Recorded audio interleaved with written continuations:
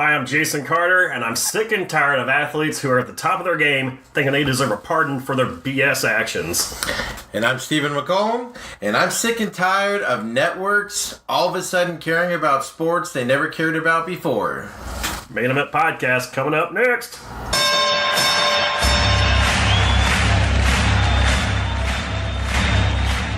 Ladies and gentlemen, welcome to the main event. You have fun at the game? Oh, yeah, it was so exciting. They scored the winning hit right at the buzzer. I think he wants to come inside Utley. He doesn't always go down. There's a very pure art to that stroke, isn't it? Yeah, it's one to copy. He starts to come and then he pulls out. Put your testicles in the C gap. Welcome to the Main Event Podcast, episode number 27. Jason Carter along with Steve McCullum. Hey. And don't forget to follow us on social media, on Twitter at The Main Event Pod. You can also hit me up at JasonCarter03, as well as Snapchat and Instagram at the same handle. Hit up Steve at SMAC500. And make sure you like our page on Facebook, share with your friends, all that stuff. And thank you for listening. However you are listening, we're on Podbean, iTunes, and Spotify. So we do appreciate you for listening. As we get ready for another great weekend of football, week one in the book. Steve, what did you learn from week one of football? I learned that some teams have never played football before. I learned that you can't even predict a week one and possibly a week two matchup because you never know what's going to happen. And I learned that all of our predictions from the NFL preview, pretty much everything else happened besides what we predicted. Yeah, we were not spot on with ours at all. I don't think anybody was, though, because who would have saw a Bucs blowout victory? 48-40, not a blowout. It was a horrible game. Terrible game. Who would have thought, like, as bad as I think the Cowboys are going to be, I didn't think they wouldn't be able to, like, generate 0 yards of offense. I didn't think the Cardinals were going to not show up and get off the team bus. Like, they apparently forgot the game started. The interesting fact about the first week is of all the first, then you got the Detroit, who apparently didn't change their offense, and the Jets knew all their offensive calls. But that's what's interesting about the first few weeks, because nobody plays preseason. I mean, even the Rams looked like garbage the first half against the Raiders because none of their offensive guys played. So that's what sucks is why even have a preseason if the first 2 to 3 weeks are just going to be a preseason anyway? I learned that new coaches on new teams suck. 0-7. That's a fun stat. I also learned that this is kind of like a two-parter. Putting 40 points up against the Bills doesn't mean jack squat the following week, as we saw the Ravens go down last night to the Bengals. And I also learned that Ryan Fitzpatrick is Mr. Reliable in those situations where he has to come in. But when he's a regular starting quarterback, not too great. So Fitzpatrick, he wasn't bad as a starter. But he always has those great games when he comes in for somebody, and then it's oh my gosh, remember with the Bills when he got paid? He was a starter though. Jameis Winston's out, so he's the starter for 2 more weeks. So allegedly, it wasn't allegedly at least 2 more weeks. But that's the going back to your thing. This is why I hate Thursday Night Football, because, the Ravens put up, 48 points against the Bills or something ridiculous 40 points, 40-3? Yeah, and last night they struggled, but road teams on Thursday nights always suck, and they usually lose. It's ridiculous how often they lose. And that's why Thursday Night Football sucks. They need to put a second bye in there so you have a bye before your Thursday Night Football game, because then you're rested and we'll actually see good football. That was not good football last night. Cincinnati played good football, but the home teams usually do. And the Ravens, they tried them out to come back. Just didn't quite happen for them. I saw they got the touchdown in the fourth quarter, then Bengals came back and answered. But it was over by then, yeah. But then Joe Mixon now is hurt. That's the thing is, you're going to start to see all these guys get hurt. I mean, we went over the injury list the other night just for giggles. And, it's funny how many people are just minor injuries and on the injury list because they didn't play all preseason. Then they go in and they play, 40 minutes of football and 48 minutes of football. 60 minutes of football. Oh my dear God! How many 24 hours of football? How many minutes are in a football game? if you were watching the Dolphins-Titans game last week, those guys, I think they're still going right now. Did they quit yet? Which one? The Dolphins. Oh, game. yeah, they have multiple breaks in the middle of it. Marcus Mariota went on the IR for his elbow, rehabbed, and came back. Like that's how long those guys played each other. And now I guess this week Titans going 2 quarterbacks as Mariota and Gabbert are both set to face the Texans. So that's going to be a dumpster fire to watch a team that made the playoffs last year. Aren't they? Yeah, but aren't they just saying that at this point? Gabbert's going to be ready to go in case, but Mariota's got an elbow, and I believe it's his non-throwing elbow. No, it sounded like Vrabel was like, I really don't have a quarterback, so we'll just roll 2. How much of that do you think is just they have to plan for both quarterbacks at that point? Yeah, right? maybe he's not sold on Mariota. Who knows? Who knows? If you're picking Gabbert over Mariota, fire Vrabel now, please. Just get rid of him now. It's awful. I agree. Anyways, the future of quarterbacking is one Aaron Darnell. Excited to see him on It's Monday the night. first time since like 5 years ago when new coaches went 0-7 in the first week, and the old record was 0-6. But if you think about it, most new coaches are in there because the previous coach sucked. So they don't have good teams per se. Well, the Titans were pretty good last year. The Raiders were like, decent. I mean, they were in the hunt until December last year. Yeah, well, yeah, the Titans, but then you come in and put a whole new offense in, right? Whole new defense, and offenses always struggle the first couple of games because they're behind the defense. But that's the whole point of it, putting the whole new offense in. The bigger shocker isn't that all the teams lost. I mean, even the Raiders losing, I mean, they were in there for the first half, and then they just fell apart. And it was a lack of talent. I mean, let's be honest. I don't know who David Carr was throwing to half that second half, but it's a lack of talent. It's a lack of knowing the playbook. And the more shocking thing, though, is how unprepared the Cardinals looked with Wilkes. And the only reason you don't hear more about that on national television is because the Lions looked worse. Yeah. I mean, the Lions look like they literally have never played football before. And all the stories came out afterwards is that the Jets knew all of their offensive audibles and stuff like how does that happen in 2018 NFL football? The Lions just don't have good talent, though. Like, you got Matt Stafford, and, like, they're just wasting his years. I mean, he has no one to throw to. He has no running backs. He has no offensive line. The defense is dismal. Like, they're just a bad football team, and it's not going to get better for them.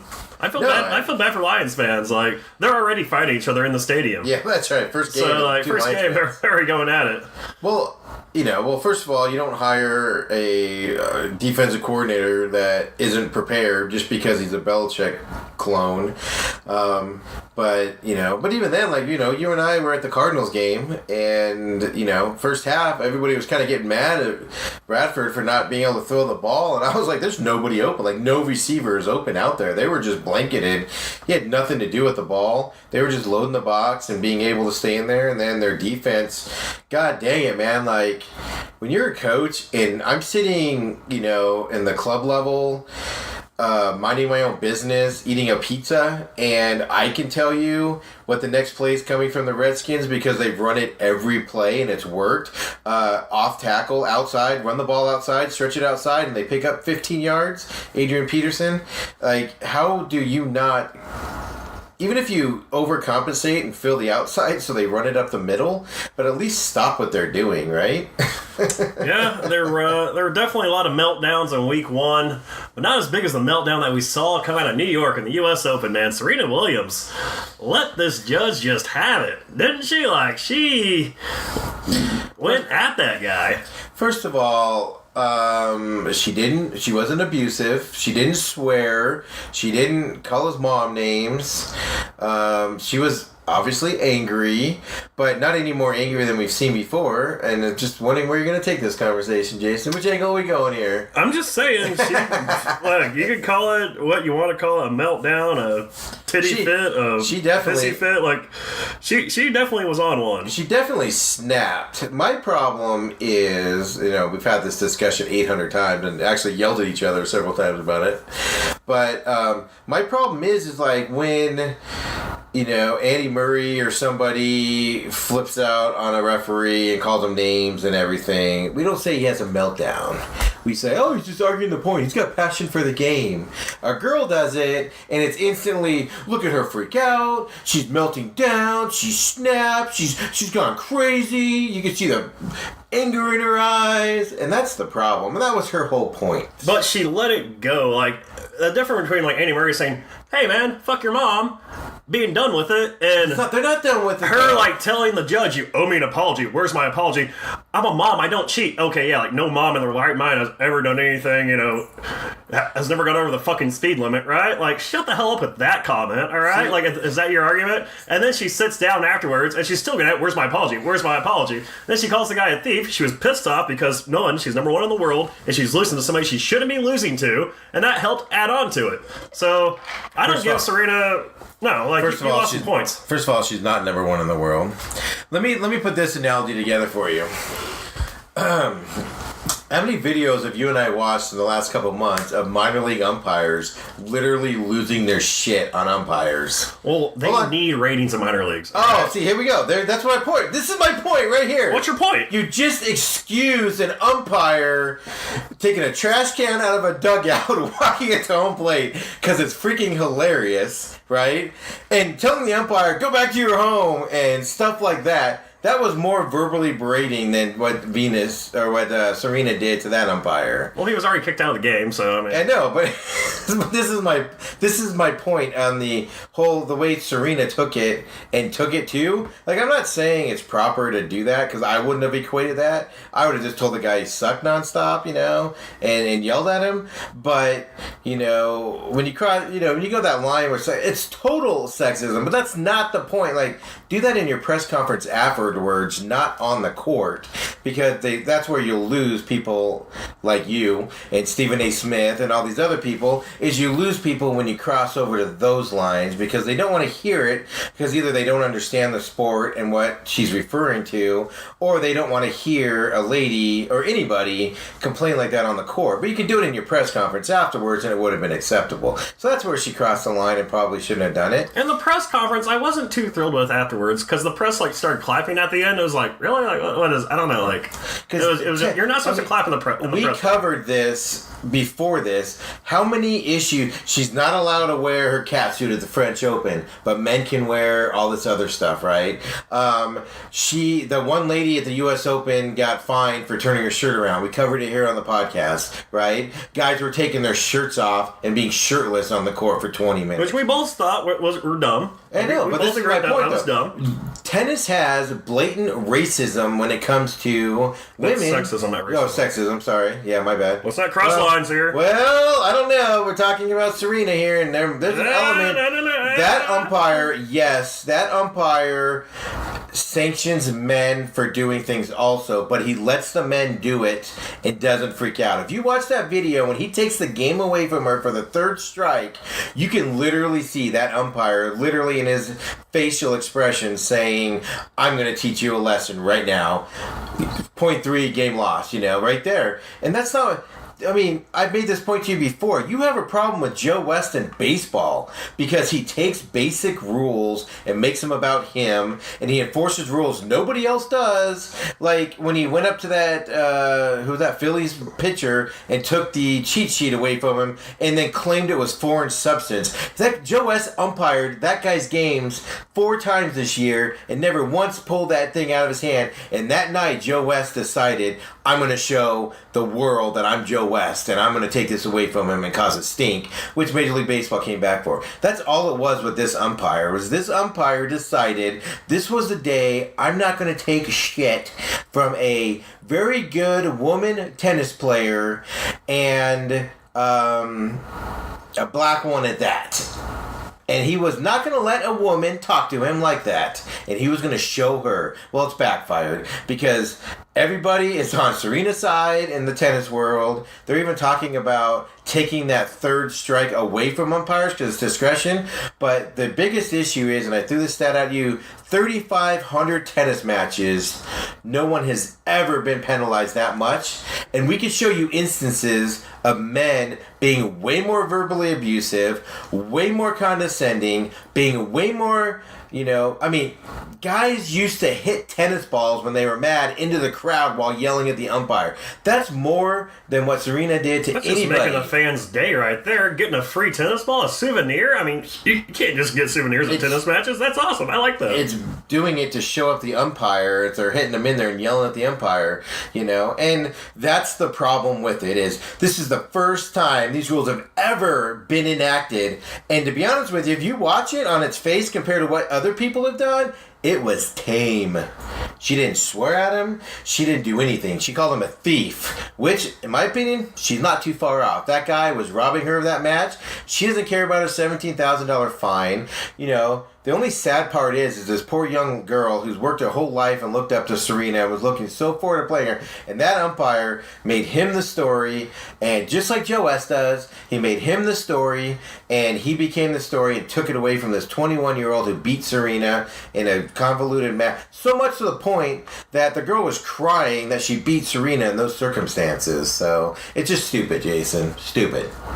Umpires, this is why we need to go to robot umpires, because robot umpires aren't going to be out there, so we stare at robot umpires. The umpires, we don't care about you. We don't like you. We don't care what you do on the field, pitch, whatever it is. Shut the fuck up, do your job, and let's move on with our day. We don't need to see your fat asses making shitty calls because you want to be somebody and you're mad that you didn't become a player in the league, and so you want to justify it. You want me to keep going, Jason? Do you want me? All I'm saying is I'm sick and tired of when somebody gets in trouble, they have to say it's because of some part of their identity. And that's what she did. And she lost her argument when she brought in the sexism thing. And then the whole minority thing. Like, you're a black chick, you're a minority playing a minority who she didn't bring up is getting judged by minority. Well, that's how everybody else is spinning it. I brought up the media. minority thing. But she's a minority playing a minority with a minority judge. And all these people are just like wanting to confess their love for Serena because it makes them look on the right side of history and how pro-black they are. And first of all, I'm not a Serena fan at all. Like, she's a great tennis player, but I can't stand the way she plays tennis and everything. Like, it's just always rubbed me wrong. So, me defending Serena on this is kind of a shocker to everybody that knows me and me too. I just felt like she made herself. She labeled herself the victim early in that thing, and that's the one thing I didn't like about it. And I conceded that she took it a little too far in the match. She should have not gone to that point in the match. She should have addressed it afterwards. She should have just dropped it. Are you fucking kidding me? And that could have been it. But at the same time, you know how it is. Like, when somebody's out to get you, and you're just like, let's do this, man. You and me, let's do this. And maybe they both woke up on the wrong side of the bed. That's what I mean. Like, you've been in that situation where, you know, you just got that one guy that's just going to just be a jerk to you for whatever reason in that day. And if you're in a bad mood that day, you're just going to be like, all right, let's do it. You want to do this? Yeah. Let's do this. And that's exactly what happened. The umpire was going to show Serena who's the freaking king, and Serena wasn't going to back down and let this umpire know that he's got her. And that's all it became. But that's the bigger argument, isn't it? Is the umpire is not there to get in a pissing match with somebody. The umpire is there to make the calls and, you know, make sure the game is officiated, because that stadium was sold out with people that were there to watch an up-and-coming tennis star who's going to be awesome in the sport and a living legend in tennis, one of the greatest of all times. Did you notice I didn't say women in there? Because she's one of the greatest of all time. She is. Like, forget about the women thing. She's greatest of all time. And all those people were robbed of a match because some guy named Ramos on a stupid thing wasn't going to let a lady talk to him like that. And that's what's more infuriating to me. Like, quit being a sensitive mamby-pamby and take your abuse and shut the hell up and let him play tennis. Done.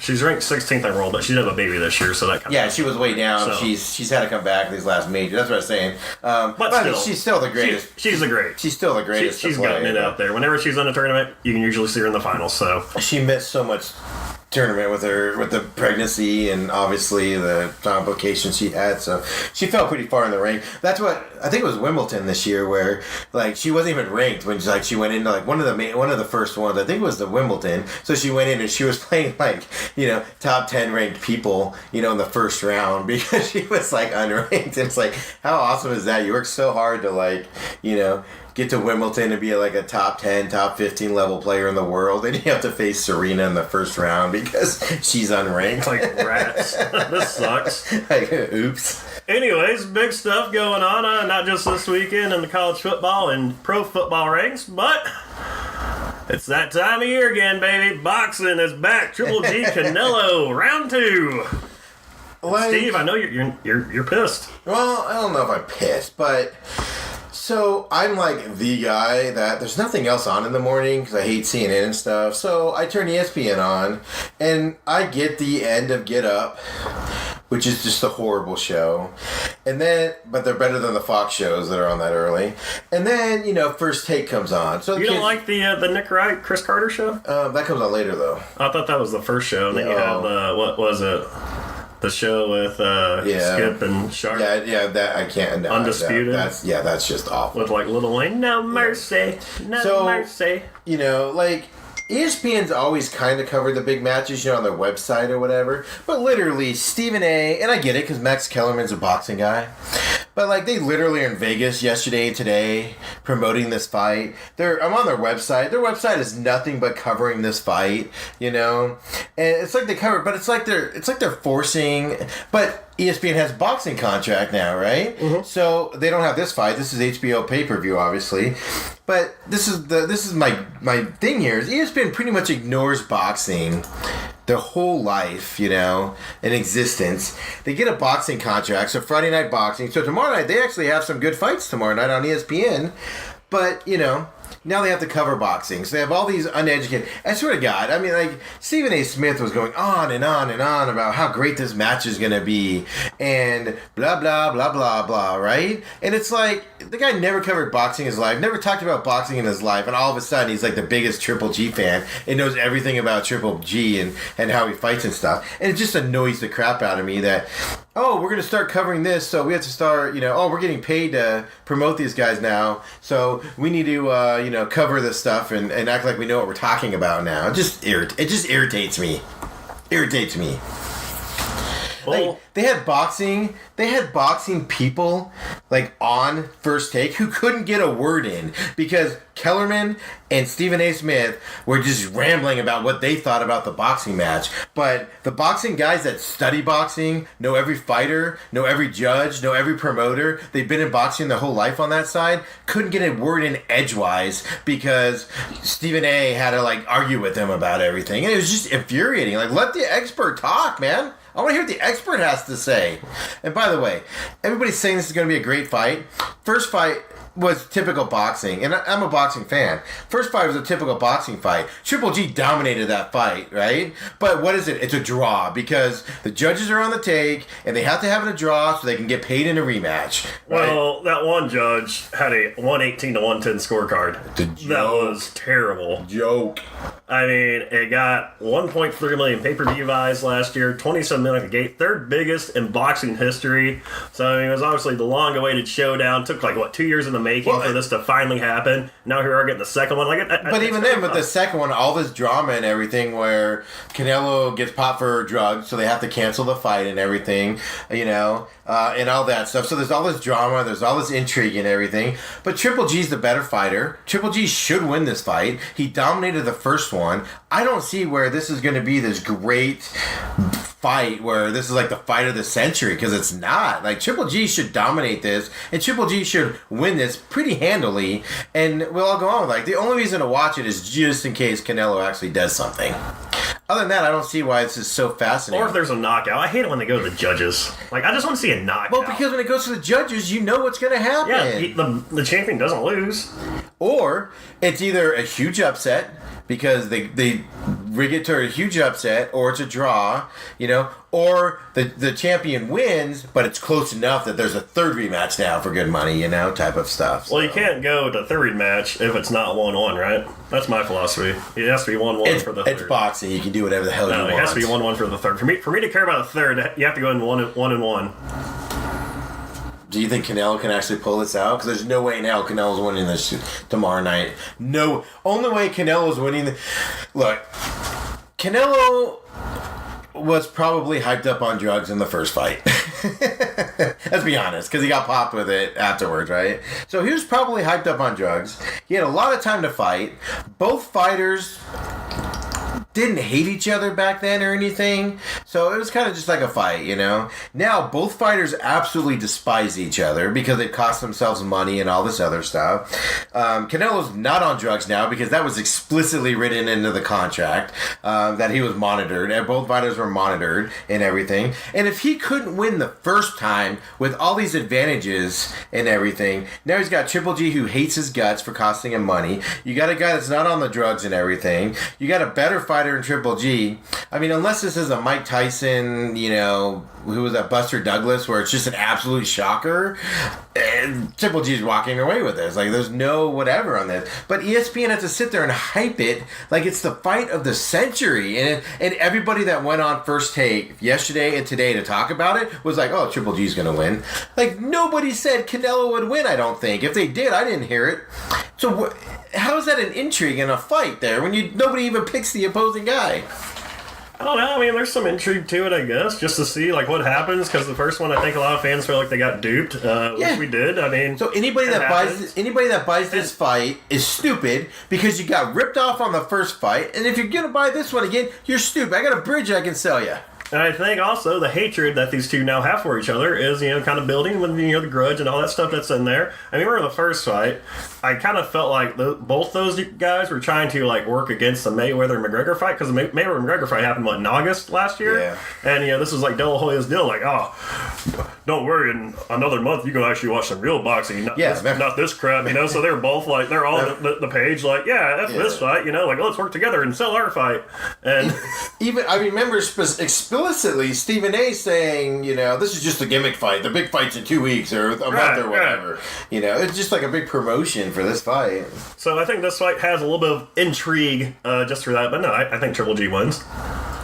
That's my point. I don't think Canelo. I think Canelo's not on the drugs. He got popped, February this year? And was it February? I thought it was earlier. No, it was February. They had to push the fight back because of it, because he had to get clean, or else they weren't going to fight. If you look at the records, Triple G 38-0-1, 34 KOs. Canelo 49-1-2 with 34 KOs. Triple G had to take a different fight in between these two fights because he got popped for the drugs, and so Triple G had to fight a guy and made $1 million, and they made excess of $20 million the first fight. This one they're going to make more than that. Yeah, and he had to go fight a guy for $1 million, and he dominated him. So knocked him out in the second round. Yes, that he had to go through that. Veins Martizian, and you got to watch out for that Mexican meat, Jason. It's all tainted. Mexican meat, it's all tainted. Whew, I had some bad assault earlier. I'll tell you what. Someday somebody's gonna run blood on me and be like, "Dude, what kind of drugs are you taking?" I'll be like, "I had some meat from Mexico, man." That's the go-to, right? I ate a lot of taco trucks in my day, and this is what happens. It's just brutal, but it's just that's the whole thing. It's all of a sudden, it's boxing. And don't get me wrong, I'm a huge boxing guy. Actually, if I was home Saturday night, I'm not gonna buy this fight, but I would pay attention to it and find a live feed or watch the replay right afterwards that somebody will put up. But I just don't get it. I don't get the overhyping and stuff like that. So. Anyway, it is what it is. At least they're not. They got it. At least they weren't dominant coverage. In the year of the Mayweather-McGregor fight, it was literally all they talked about. What are you talking about?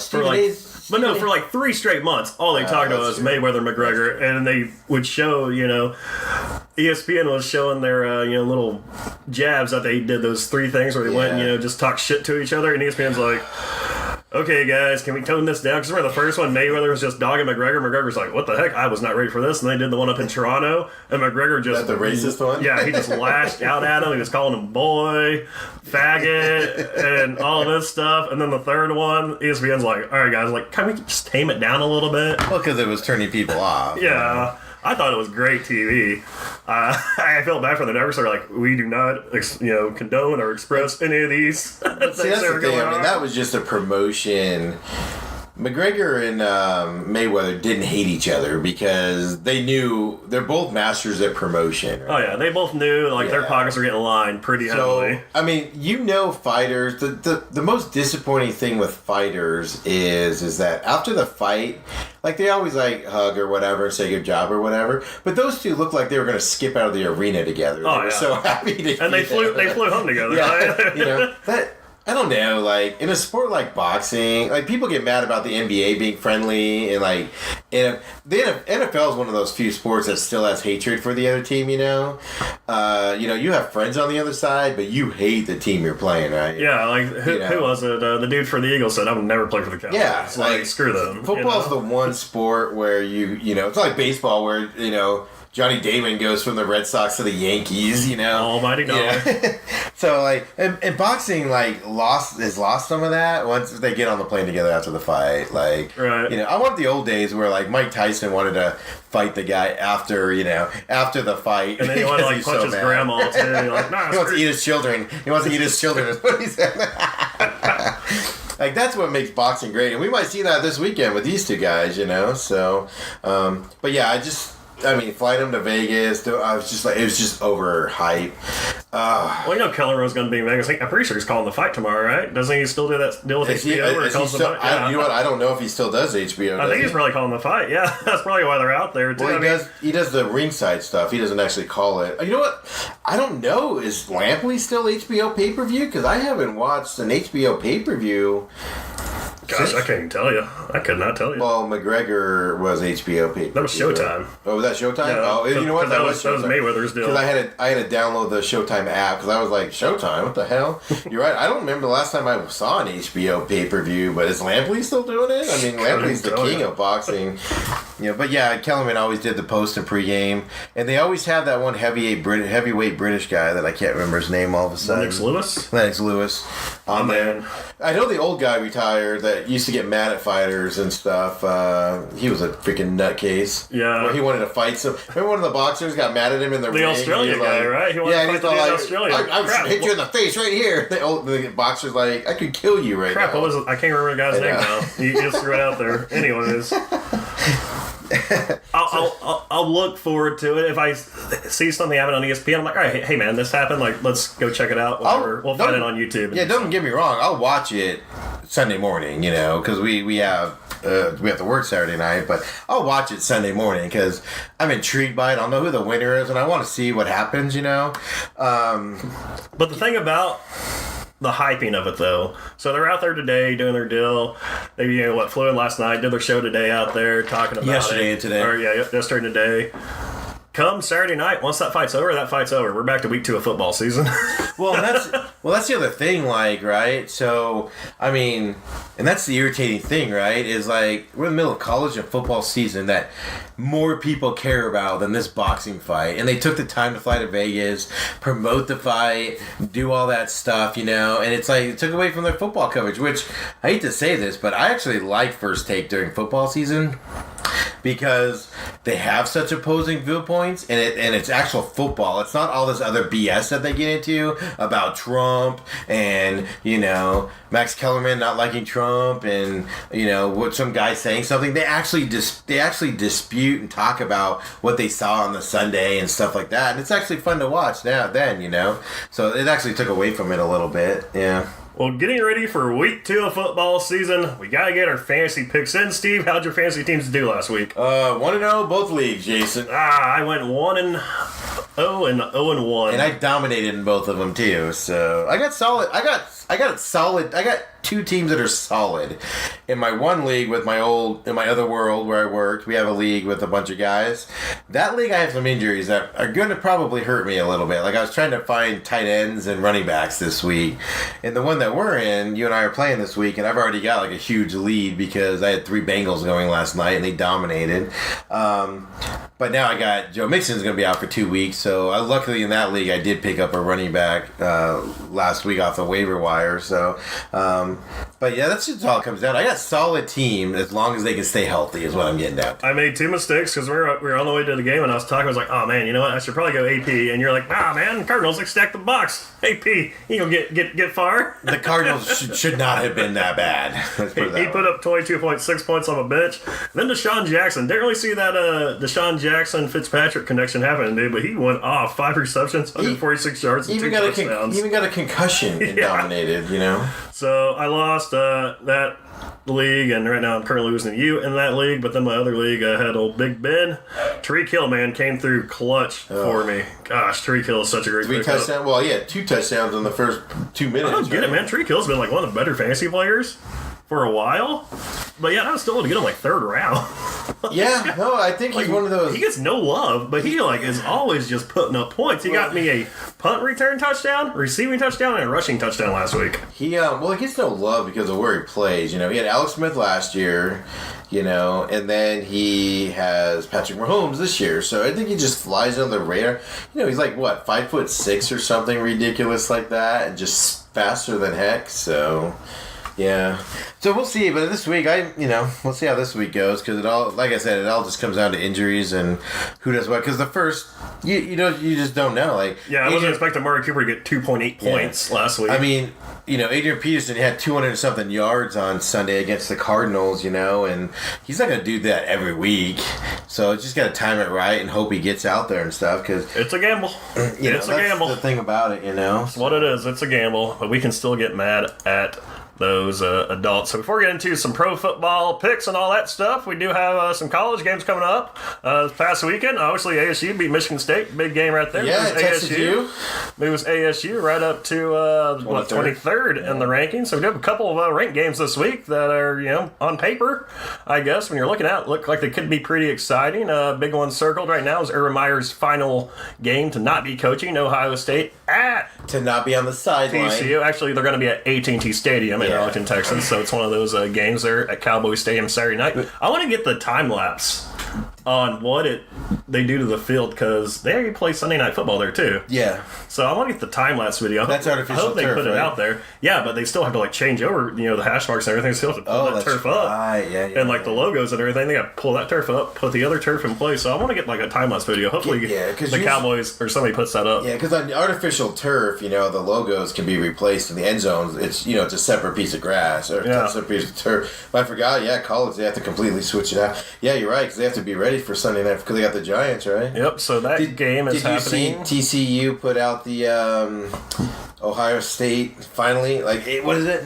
2011 Ohio State billboard prank because they beat Ohio State in the Fiesta Bowl. So they actually put a billboard up this week so Ohio State will see it when they roll into town. So congratulations to TCU for their BCS Rose Bowl victory. Wow. Yeah, it's the Fiesta Bowl Rose Bowl. Hey, game day is going to be out there tomorrow though, so hopefully we get some good game day signs. Well, remember Ohio State called them Little Sisters of the Poor. The guy did, so they even signed it Little Sisters of the Poor on there. So I'm hoping some good game day signs. A&M failed us last week on game day signs. We got like nothing from busted coverage. I was pretty pissed off. A&M did, really? Yeah, they horrible.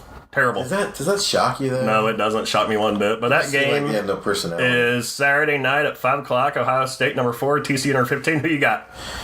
Oh, you got to go Ohio State. They're more talented. And we watched TCU the week before, and they came back and won, and it rained. Like, you know what, though? I don't know what the weather's going to be. If a rainstorm rolls through right there, that's going to be in TCU's favor. It's dumb.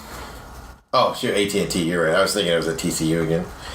Yeah, you got to go with Ohio State at this point. It'll be interesting because I think it's going to be a lot of purple there, though. I don't know how well Ohio State's going to travel to this game. Yeah, because it's right in the same bag. More people are going to get in. It's a 15-minute trip down the road. But more people that can't get regular TCU tickets will buy tickets to this game. Oh, yeah. So definitely. The issue is your first road game when you're on any college, like ASU goes to San Diego State, and everybody's like, they're going to blow them out. Your first road game, you don't know how your players are going to react. Oh, yeah, it's tough. I mean, because you're on the road, you have a hotel room, you have different schedules, buses, you have more of that type of stuff. So Ohio State could go in there. It's their last game and this is going to be their first big test too.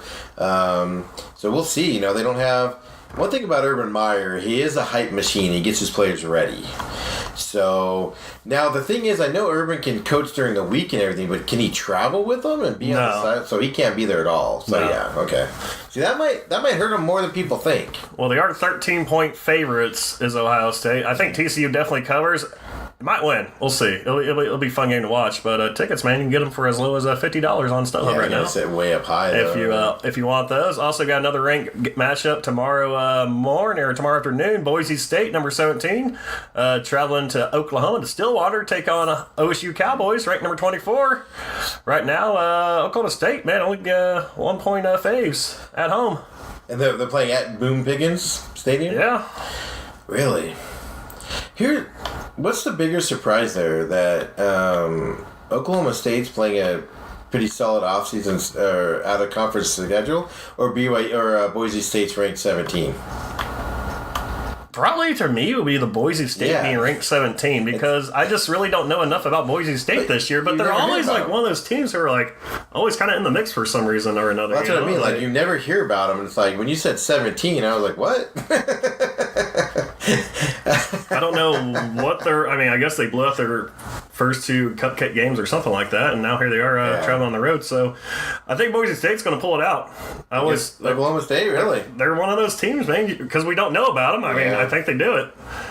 Because I don't think Oklahoma State's as good. Like, they're not as good as what they were last year. Well, even then, Oklahoma State always has that game or two where they just suck, and then Mike Gundy flips out in the press conference. So this could be a Mike Gundy flip game here. And it's quite possible, absolutely. And Boise State's one of those solid teams every year. Yeah, they lose some games here or there, but they play solid fundamental football and They don't have a bad game. If they lose, it's because they get beat, They don't beat themselves. So Oklahoma State's stacked, though. But, yeah, I agree with you. It's possible Boise State could come out with that one. And then the other ranked matchup tomorrow, LSU, number 12, taking on Auburn, number 7, in Auburn, Alabama. They're at Jordan-Hare Stadium. Auburn, 10.5-point faves.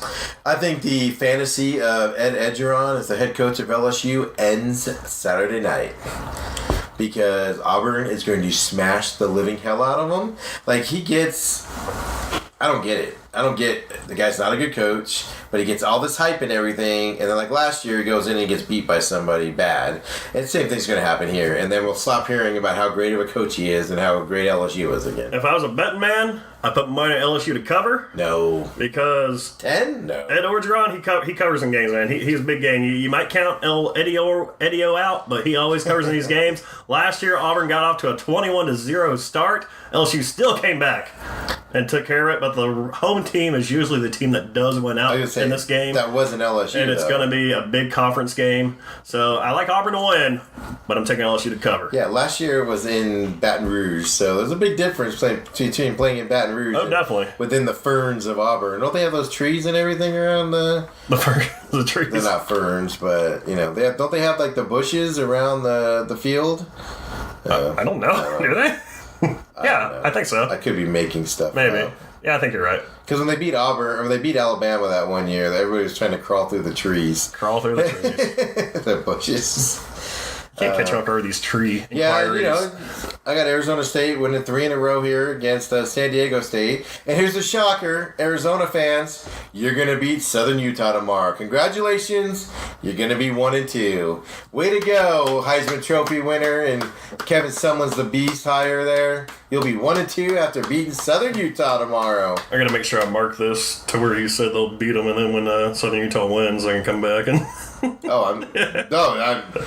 Nothing would make me happier than being wrong with that prediction right there. Just, if Arizona can lose every game this year, I would be a happy man. You got hate in your heart, man. Let it out. But moving over to the NFL, honestly, one thing I can say after week 1, the Browns are still undefeated. Oh, my God. Which is great. Browns are still undefeated. Still not getting 11 Vegas, but that's all right. Let's roll through some football games. Sunday morning, we got a conference division matchup, Panthers and Falcons. Panthers 1-0, Falcons 0-1. Have had a 10-day rest period. You get 6 points at home. Who you liking? Falcons. Panthers, they didn't do anything last week. Like, as bad as the Cowboys were, the Panthers were equally bad last week, too. Like, the Cowboys' defense, they actually look pretty solid against... The reason why I'm going with Atlanta is because Atlanta played Thursday night against the Eagles, and their offense did not look like it was missing a beat too much.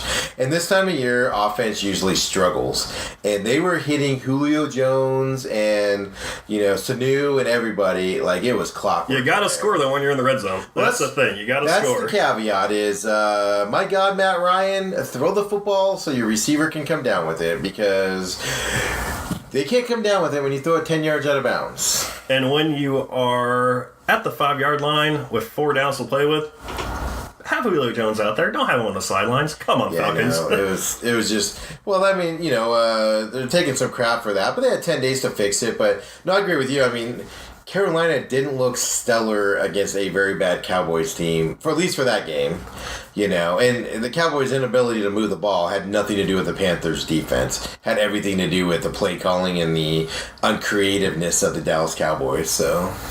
All right, so I like the Falcons as well in that game. Chargers and at Buffalo against the Bills. Chargers getting 7.5 points. One thing about this game, quick little note, I'm getting ready to take a knee right now. I tell you what, the police in Buffalo are saying that they are going to potentially charge members of the Bills Mafia who go smashing their way through tables. Well, they're all getting hurt and breaking their backs and crap, dude. I don't care. No. Dude. You let the Bills Mafia be the Bills Mafia. They need to go to wrestling school and learn how to go through tables properly.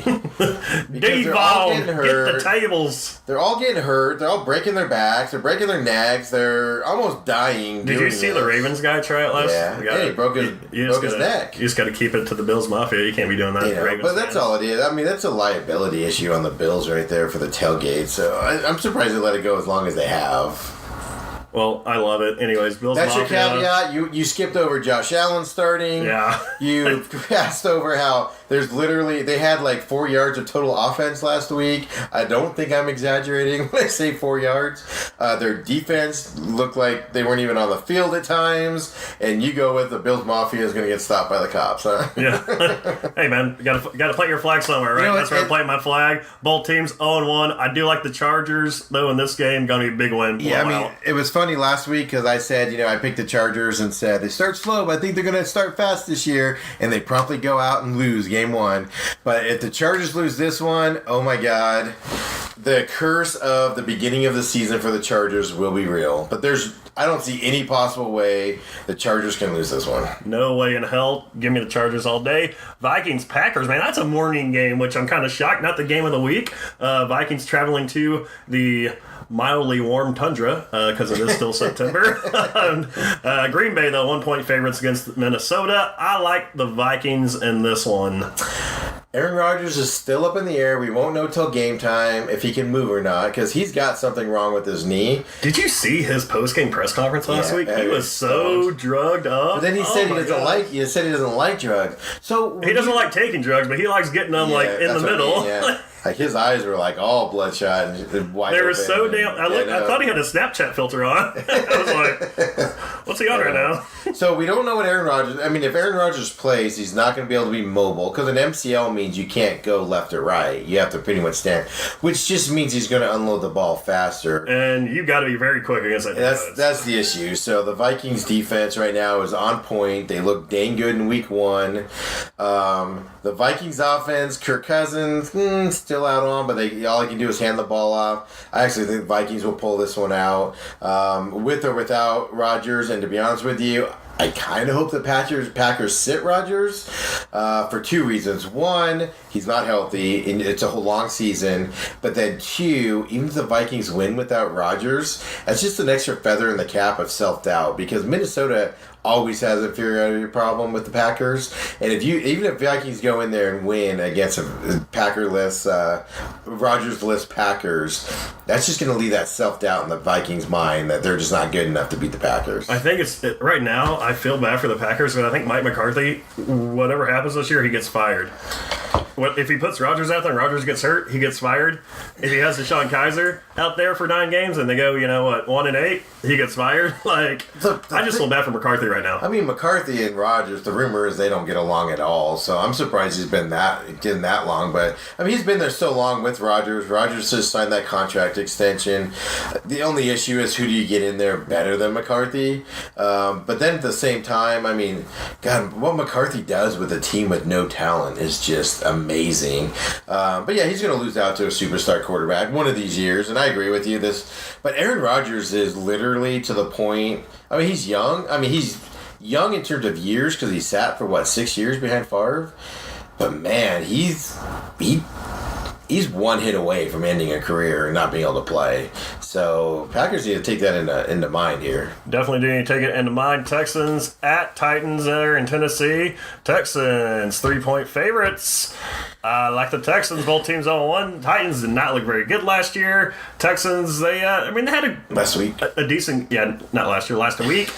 Texans had a pretty decent game, I guess, against New England. I mean, New England, all in all, won out. Looking for that defense to stand up. I think they will, and I think Deshaun Watson. You actually see some Deshaun Watson type stuff out of him this weekend. Okay, I'm gonna do a double here.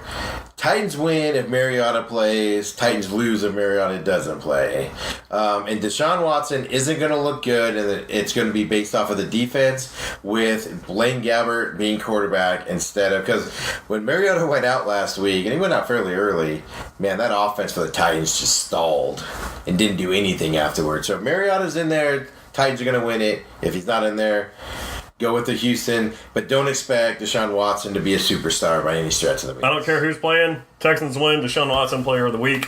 Browns at Saints. Saints are 9.5-point favorites. My Browns get no love from those effers in Vegas. Both teams, well, actually, one team come for loss. Browns coming off a mere moral victory and a tie to the Steelers. I'm still taking the Browns.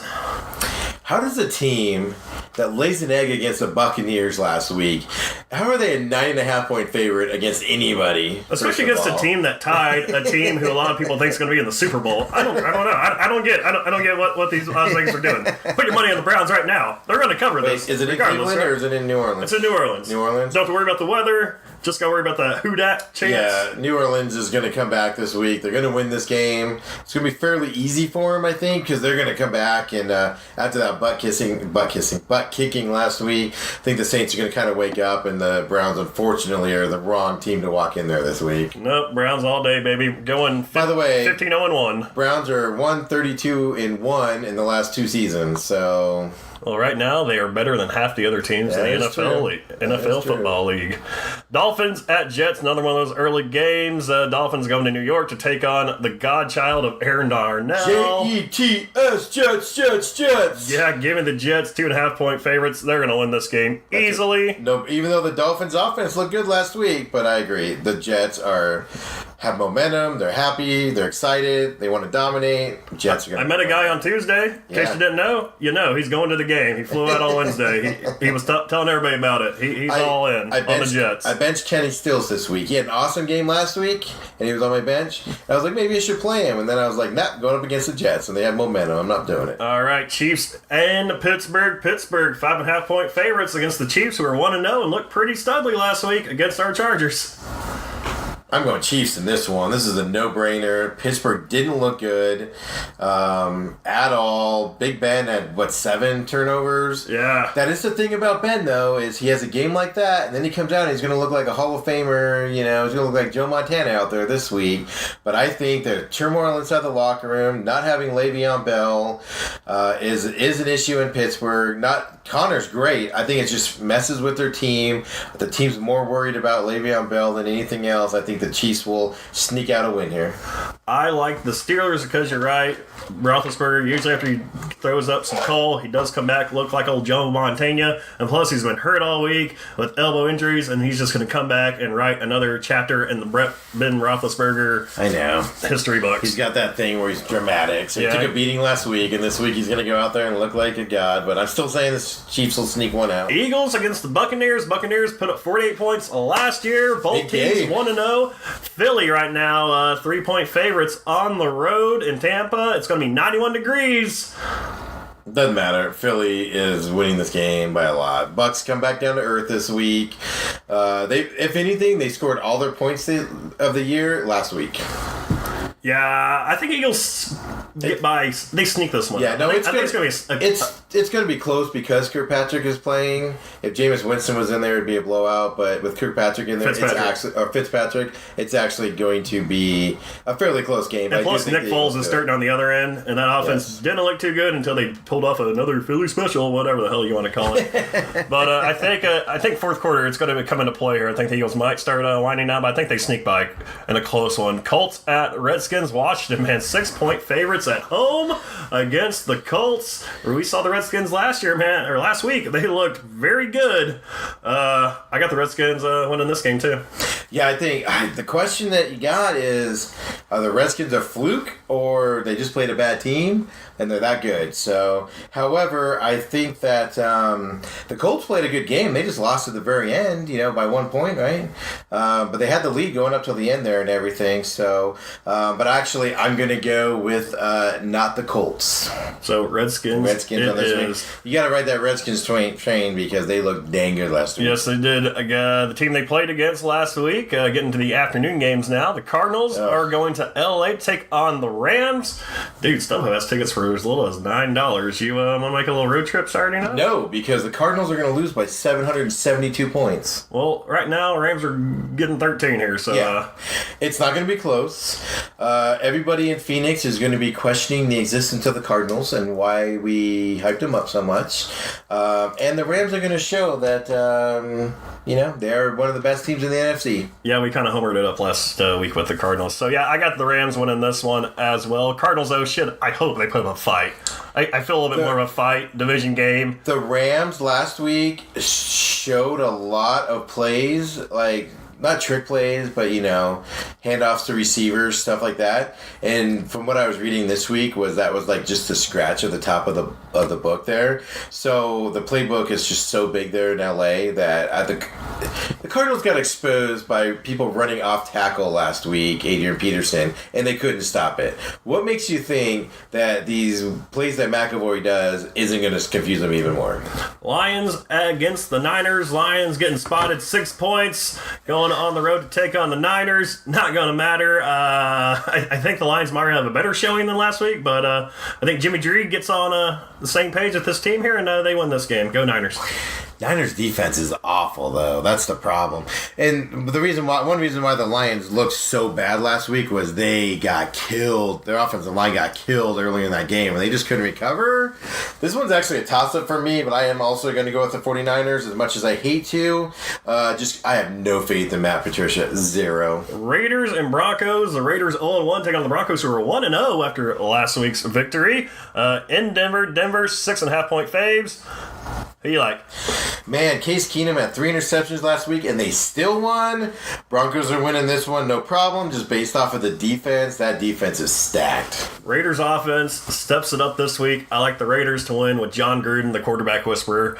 Patriots and Jaguars. I think this is probably, Fox's game of the week or something like that, or CBS's game of the week. It'd be CBS if anybody. So you got Patriots going to Jacksonville, a rematch of the last year's AFC Championship game. 92 degrees is what's going to be in Jacksonville, man. And I love Jalen Ramsey more and more. I hear Jalen Ramsey talk. He said he would hit his own grandmother if she was out there on the field. Give me Jacksonville, because they are going to hit Tom Brady left and right, and you're going to see pissed off Tom this week. Leonard Fournette is a game-time decision, which could affect this game horrendously because he has a hamstring problem. He's got a history of hamstring problems. However, I agree with you. At home, Jacksonville is the harder-hitting team on defense, and the Patriots are going to get smashed in the face, and traditionally they do not like that. Jacksonville's going to pull this out with or without Leonard Fournette. Night game tomorrow, or Sunday night. Giants at Cowboys. We already talked about one game going to be at AT&T Stadium. Game number 2 of the weekend. Division game. Giants and Cowboys both 0-1. Can't go 0-2. Second week of the season, especially with these two teams. So I got to go here, man. Cowboys 3-point faves. I'm taking them. I think they're going to right the ship here. Last week looked a little salty. They're going to get Dak involved more in his dual threats. You got a dual threat quarterback. Let the guy run. The guy knows how to run. He can do it. Giants didn't look very good last week at all. All this hype around Saquon Barkley. He had one good run. Other than that, he was kind of scrubbing it out. Also, that offensive line for the Giants has some issues. And I think those defensive ends for Cowboys are going to step up. This is going to be like a 3-0 ball game because neither team can move the ball on offense. Eli Manning looked absolutely horrible last week. But at least he could get past the half point, the midfield in the first half, unlike the Cowboys. This one's just going to come down to which team wants it more, I guess you could say, or less, or whatever. But I actually think the Giants are going to pull this one out because of Saquon Barkley, because they both have offensive line problems, they both have defense problems. It's just that Eli Manning's got that little bit more experience, and he can step in there and just make that one throw to top it over the top. And Scott Linehan, oh my God, Jason Garrett is bad enough, but then you add Scott Linehan as the most awful offensive coordinator on the planet. No creativity, just bland play calling, nothing at all. It's not getting fixed in 1 week. Giants are pulling this one out. Seahawks and Bears close out this week 2 of football on Monday night in Chicago. Chicago getting their second and I think probably last primetime game of the year, unless they have like some scrub Thursday night matchup later on the season. I don't know. But Bears looked very good last week. That first half, tell 2 different halves. Playing the Seahawks, both teams 0-1. I like Chicago in this one because it's at home. Khalil Mack going to disrupt Russell Wilson. Wilson has nobody to throw to out there on offense. They have no running game. Their defense isn't the Legion of Boom that we've seen in recent years. Give me Chicago in this one. So the Bears last week played a great game, but they got tired. They had 2 defensive linemen that are going to be one is a stud, Khalil Mack, and then Roquan Smith, the rookie. They just ran out of gas in the second half because Aaron Rodgers was just throwing the ball out quickly, and they couldn't get to him. So I agree with you, though. Mitch Trubisky, they seem to have the offense down to where he's going to be good. I mean, he faltered in that second half, but I think they got conservative on play calling. So lesson learned by a new coaching staff. Bears are going to win this game pretty easily. Just got to keep the ball out of... who's that Seattle guy that just came into camp and had a pick last week? He's going to be traded to Dallas. I can't. Earl Thomas. Yeah, Earl Thomas. I was going to say Cam Chancellor, but I mean, as long as you don't throw it, Earl Thomas, where he can intercept the ball and knock it down, because he's a beast back there still, as he showed last week. It's just not even going to be close, and Seattle's just going to struggle this year. All right, there you have it. Those are the picks for Week 2 NFL football season. And we will be back next week. Get you ready for Week 3. Kind of wish we had the Hard Knocks cameras on Cleveland, but we don't, so it happens. Anyways, thank you for listening. Everybody out there, make sure you share us with your friends. We are on iTunes, Podbean, Spotify, all the above. Hit us up on Twitter at the Main Event Podcast, or at the Main Event Pod, excuse me. Find me on Twitter, Snapchat, Instagram, at JasonCarter03. Actually switched my Instagram over to a business account this week, so don't know what that does. They kept hounding me for Go Business account, so I finally did it. So we'll see what that does. Whatever that means. And I have a business account for my personal Instagram.